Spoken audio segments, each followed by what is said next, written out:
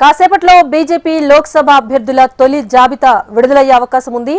BJP తొలి జాబితాను JP Nadda విడుదల చేయబోతున్నట్టుగా సమాచారం.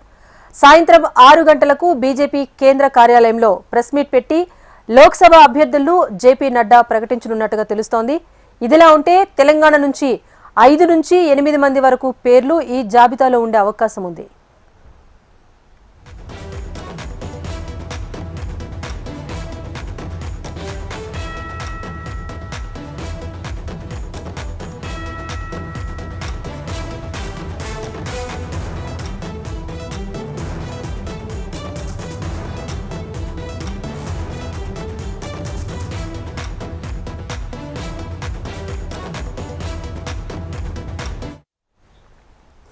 మరి కాసేపట్లో బీజేపీ లోక్సభ అభ్యర్థుల తొలి జాబితా రిలీజ్ అయ్యే అవకాశం ఉంది. జేపీ నడ్డా మరి కాసేపట్లో అభ్యర్థుల ప్రకటన చేసే అవకాశం ఉన్నట్టుగా తెలుస్తోంది. అయితే తొలి జాబితాలోనే భారీ సంఖ్యలో ఎంపీ అభ్యర్థుల వివరాలు అయితే వెల్లడించబోతున్నట్టుగా తెలుస్తోంది. మరీ ముఖ్యంగా తెలుగు రాష్ట్రాల్లో తెలంగాణ నుంచి 5 నుంచి 8 మంది వరకు తొలి జాబితాలో ఉండే అవకాశం కనిపిస్తోంది. బీజేపీ కేంద్ర కార్యాలయంలో మరి కాసేపట్లో అధ్యక్షుడు జేపీ నడ్డా దీనికి సంబంధించి ఒక ప్రకటన అయితే రిలీజ్ చేయబోతున్నారు. సాయంత్రం 6 గంటల కల్లా కేంద్ర కార్యాలయంలో ప్రెస్ మీట్ నిర్వహించి జాబితాను రిలీజ్ చేయబోతున్నారు. తెలంగాణ, ఉత్తరప్రదేశ్, మధ్యప్రదేశ్, రాజస్థాన్, ఉత్తరాఖండ్ వీటితో పాటుగా గోవా, ఛత్తీస్గఢ్, గుజరాత్ రాష్ట్రాల్లో సంబంధించి భారీ సంఖ్యతో కూడిన ఒక లిస్ట్ అయితే ప్రిపేర్ చేసినట్టుగా తెలుస్తోంది. అప్డేట్ ఢిల్లీ నుంచి మా ప్రతినిధి శిరీష్ అందిస్తారు. శిరీష్, చెప్పండి, ఇంకా ఎంతసేపట్లో తొలి జాబితా రిలీజ్ అయ్యే అవకాశం ఉంది? మరీ ముఖ్యంగా తెలంగాణ విషయానికి వస్తే సిట్టింగ్లకు కాస్త తీసుకోలేదు అనే సమాచారం కూడా వస్తుంది. 30% వరకు అవకాశం ఇవ్వలేదు అన్నట్టుగా తెలుస్తోంది. డీటెయిల్స్ ఏంటి? రాజేశ్వరి, మరికొద్ది సేపట్లో బీజేపీ కేంద్ర కార్యాలయంలో మీడియా సమావేశం జరుగుతుంది. మీడియా సమావేశంలో అభ్యర్థుల జాబితా అనేది కూడా ప్రకటించనున్నారు. అయితే ఎంత సంఖ్యతోటి జాబితా ప్రకటిస్తారనేది కూడా స్పష్టమైన సమాచారం అనేది కూడా లేదు. మీరు ఇంతకుముందు చెప్పినట్లుగా ముఖ్యంగా తెలంగాణ, ఉత్తరప్రదేశ్, మధ్యప్రదేశ్, రాజస్థాన్, ఉత్తరాఖండ్, గుజరాత్, గోవా, ఛత్తీస్గఢ్ రాష్ట్రాల నుంచి అభ్యర్థులను ప్రకటించనున్నారు. ఇందులో చాలామంది ప్రముఖులు ఉండనున్నారు. ప్రధాని నరేంద్ర మోడీతో పాటు కేంద్ర హోంమంత్రి అమిత్ షా, కేంద్ర రక్షణ శాఖ మంత్రి రాజ్నాథ్ సింగ్తో పాటు కేంద్ర విదేశాంగ శాఖ మంత్రి వీళ్ళందరి యొక్క పేర్లన్నింటి కూడా మొదటి జాబితాలోనే ఉండే అవకాశం కూడా ఉంది. అయితే గురువారం రాత్రి బీజేపీ కేంద్ర ఎన్నికల కమిటీ అనేది 11:30 ప్రారంభమై తెల్లవారుజాము వరకు కూడా సమావేశం జరిగింది. దాదాపు 4 గంటల పాటు ఈ సమావేశం అనేది కూడా జరిగింది. తెలంగాణతో సహా ఇతర రాష్ట్రాలకు సంబంధించిన నాయకత్వాలు తయారు చేసిన జాబితాలపైన ఆ రాష్ట్రాల కోర్ కమిటీ సభ్యులతో కలిసి బీజేపీ కేంద్ర ఎన్నికల కమిటీ సమావేశంలో చర్చించడం జరిగింది. ముఖ్యంగా తెలంగాణకు సంబంధించి 6 స్థానాలపైన సిఈసి ఏకగ్రీవంగా ఆమోదం తెలిపినట్లుగా కూడా తెలుస్తోంది. సిట్టింగ్ స్థానాల్లో సికింద్రాబాద్ నుంచి కిషన్ రెడ్డి, కరీంనగర్ నుంచి బండి సంజయ్, నిజామాబాద్ నుంచి ధర్మపురి అరవిందలకు గ్రీన్ సిగ్నల్ అనేది ఇచ్చారు. ఇక భువనగిరి నుంచి బుర్ర నరసయ్య గౌడ్, చేవెళ్ల నుండి కొండా విశ్వేశ్వరరెడ్డి, నాగర్ కర్నూలు నుంచి పోతుగంటి భరతుల అభ్యర్థిత్వాలపైన సిసి ఆమోదం ముద్ర వేసినట్లుగా కూడా తెలుస్తుంది. అయితే ఈసారి మూడోసారి కూడా బీజేపీ తిరిగి అధికారంలోకి వచ్చే అవకాశం ఉందని వార్తలు వస్తున్న నేపథ్యంలో తెలంగాణ నుంచి లోక్సభకు పోటీ చేసే అభ్యర్థుల యొక్క ఆశావాహుల జాబితా అనేది కూడా చాలా పెద్దగానే ఉంది. చాలామంది ఆశావాహులు కూడా ఇటు బీజేపీ కేంద్ర కార్యాలయానికి రావడం కూడా జరిగింది. తమ అభ్యర్థిత్వాన్ని పరిశీలించమని చెప్పేసి కూడా కోరుతున్నారు. కొంతమంది ఆశావాహులు మనతో ఉన్నారు, వాళ్ళతో మాట్లాడే ప్రయత్నం చేద్దాం. మీరు ఎక్కడి నుంచి వచ్చారు? ఏ పార్లమెంట్ సీటు మీరు అడుగుతున్నారు? ఎందుకోసం అడుగుతున్నారు? సార్ నమస్కారం, నేను పెద్దపల్లి నుంచి వచ్చాను. నేను పెద్దపల్లి పార్లమెంటు సీట్ను తనకు కేటాయించాలని చెప్పేసి నేను కేంద్ర నాయకత్వాన్ని, రాష్ట్ర నాయకత్వాన్ని కోరడం జరిగింది. నేను నేతకాని సామాజిక వర్గానికి చెందినటువంటి వ్యక్తిని. పెద్దపల్లి పార్లమెంటులో నేతకాని సామాజిక వర్గం ఓట్లు 3 లక్షలకు పైన ఓట్లు ఉన్నాయి. అదేవిధంగా తెలంగాణ రాష్ట్రంలో ఉన్నటువంటి 3 పార్లమెంట్లలో ఎస్సీలకు రిజర్వ్ చేసినటువంటి సీట్లను 2ంటిని మాదిగ సామాజిక వర్గానికి కేటాయిస్తున్నారు. కాబట్టి పెద్దపల్లి పార్లమెంటులో అత్యధికంగా ఓట్లు ఉన్నటువంటి నేతకాని సామాజిక వర్గానికి నేతకాని పెద్దపల్లి సీటును కేటాయించాలని చెప్పేసి నేను మరి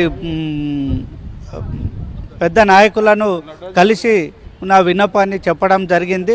మరి వారు కూడా ఈ విషయాన్ని మేము పరిశీలిస్తాము, ఎన్నికల పార్లమెంటరీ బోర్డులో చర్చిస్తామని చెప్పేసి హామీ ఇవ్వడం జరిగింది. మరి అందుకే నేను మరి ఢిల్లీకి వచ్చేసి పెద్దపల్లి పార్లమెంటు నియోజకవర్గ పరిధిలో 7 అసెంబ్లీ స్థానాలు కాంగ్రెస్ పార్టీ విజయం సాధించింది. అటువంటిప్పుడు బీజేపీకి విజయావకాశాలు ఎలా ఉంటాయి అనుకుంటున్నారు? ఎందుకు మీరు గతంలో ఎప్పుడూ లేని పోటీ అనేది కూడా ఇప్పుడు పెద్దపల్లి నుంచి ఉంది? పెద్దపల్లిలో 7 సీట్లు కాంగ్రెస్లు గెలుచుకున్నప్పటికీ అది అసెంబ్లీ ఎన్నికల వరకే పరిమితం అవుతుంది. కానీ పార్లమెంట్ ఎన్నికలకు వచ్చేసరికి ఫలితాలు పూర్తిగా మారబోతున్నాయి. ఎందుకంటే గత 10 సంవత్సరాల నుంచి నరేంద్ర మోడీ గారు చేసినటువంటి అనేక సంక్షేమ పథకాలు, దేశ భద్రత విషయం కావచ్చు, అనేక విషయాల్లో ఈరోజు ప్రజానీకం అందరూ కూడా చాలా సంతృప్తిగా ఉన్నారు. మరి ఇలాంటి ఒక డైనమిక్ ప్రధానమంత్రి మనకు కావాలి. మనం దేశం సుభిక్షంగా సురక్షితంగా ఉండాలంటే ఇలాంటి ప్రధానమంత్రి అయితేనే మనం బాగుపడతాం, దేశం బాగుపడుతుందని చెప్పేసి ప్రజలు కోరుతున్నారు. తెలంగాణ నుంచి అసెంబ్లీ టికెట్ల విషయంలో మాత్రం పోటీ లేదు, ఎక్కువగా ఎవరు కూడా ముందుకు రాలేదు. కానీ పార్లమెంటు స్థానాల వరకు వచ్చే వరకు ఎందుకు ఇంతమంది వస్తున్నారు ఇక్కడికి? పార్లమెంటు ఈ ఎన్నికల్లో ప్రజాభిప్రాయం స్పష్టంగా కనిపిస్తూ ఉంది. ప్రజలు one side decided vote fix అయిపోయారు. మరి బీజేపీకే ఓటు వేయాలని చెప్పేసి కాంగ్రెస్, టీఆర్ఎస్ అన్ని పార్టీలకు అతీతంగా ఈరోజు ప్రజలు తమ అభిప్రాయాన్ని వ్యక్తం చేస్తూ ఉన్నారు, బీజేపీకి ఓటేస్తామని. కాబట్టి సహజంగానే అందరూ పోటీ పడి మరి ఎంపీ సీట్లను కోరుకుంటున్నారు.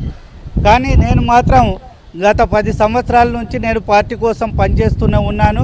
గత ఎన్నికల్లో అసెంబ్లీ ఎన్నికల్లో పోటీ చేయడం జరిగింది. జెడ్పీటీసీల సంఘం రాష్ట్ర అధ్యక్షునిగా పనిచేయడం జరిగింది. ఒక న్యాయవాదిగా ఉన్నాను. కాబట్టి నేను ఈ మా సామాజిక వర్గం ఓట్లు కూడా అత్యధికంగా ఉన్నాయి కాబట్టి గెలవడానికి అవకాశం ఉంది. కమలం ఖాతాలో పెద్దపల్లి సీటు పడుతుందని చెప్పేసి విశ్వాసం వ్యక్తం చేస్తూ ఉన్నాను. కాబట్టి మాకు టికెట్ కేటాయించాలని చెప్పేసి కేంద్ర నాయకత్వాన్ని కోరుతా ఉన్నాను. రాజేశ్వరి, ముఖ్యంగా చూసినట్లయితే మొదటి జాబితాలో చాలామంది ప్రముఖుల పేర్లన్నిటి కూడా ఉండే అవకాశం ఉన్నట్లుగా కూడా తెలుస్తుంది. ముఖ్యంగా బాలీవుడ్ నటులు కంగనా రనౌత్, అదేవిధంగా అక్షయ్ కుమార్లు, వీళ్ళిద్దరిని కూడా ఈ రానున్న లోక్సభ ఎన్నికల్లో పోటీ చేయించే అవకాశాలు ఉన్నట్లుగా కూడా ప్రచారం అనేది కూడా జరుగుతుంది. ముఖ్యంగా చూసినట్లయితే అక్షయ్ కుమార్ను, కంగనా రనౌత్ ఇద్దరిని కూడా బరిలోకి దించవచ్చు.